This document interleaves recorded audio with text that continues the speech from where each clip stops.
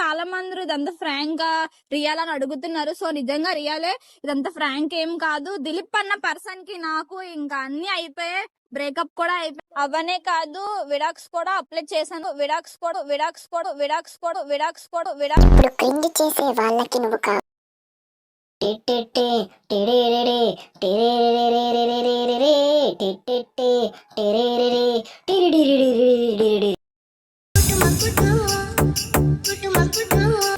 Start చేద్దామా?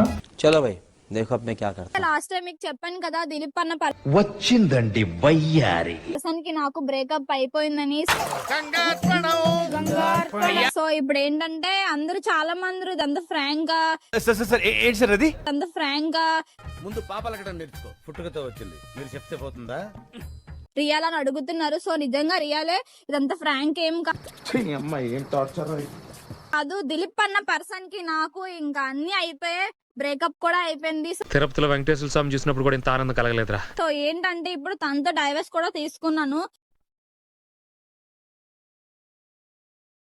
నాకు కొంతకాలమే ఉంటారు, లైఫ్ లాంగ్ ఎవరితో ఉండిపోరు. సో నేనే ఒక ఇది ఫిలాసఫీ క్లాస్ కాదు, పిచ్చిదానిలాగా వాడిని నమ్ముకొని అందరిని వదులుకొని ఫ్యామిలీని వదులుకొని వచ్చాను. సో ఇది రియలైజేషన్.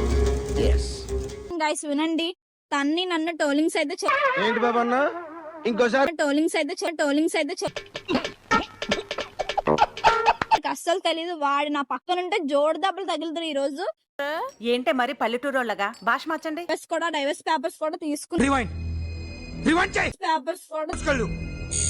పేపర్స్ కూడా ఇప్పుడు ఎక్కడ కొట్టాలరా నిన్ను? కొట్టకుండా పనే మార్గం లేదా? ఉంది.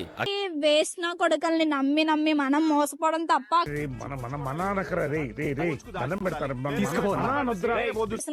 అవనే కాదు, విడాక్స్ కూడా అప్లై చేశాను. విడాక్స్ కూడా ఏంటి బాబన్న ఇంకోసారి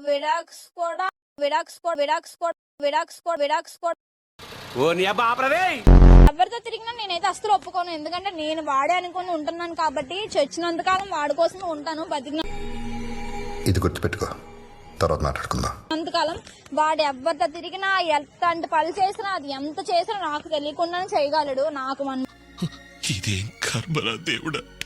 చూడు, నువ్వు లాస్ట్ కి నా కాల్ పెట్టుకునే రోజు వస్తది, అది పక్క. ఆ రోజు అది అవదమ్మా, గుర్తు పెట్టుకో. దిలీప్ అన్న పర్సన్ నా మైండ్ లో లేడని ఈ రోజు చెప్తున్నాను. సీన్ బిగినింగ్ లేదు అన్నట్టు గుర్తే.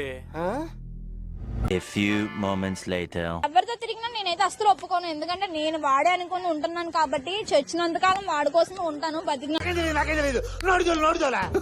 సో జస్ట్ కోర్టు మెట్లు ఎక్కినంత వరకు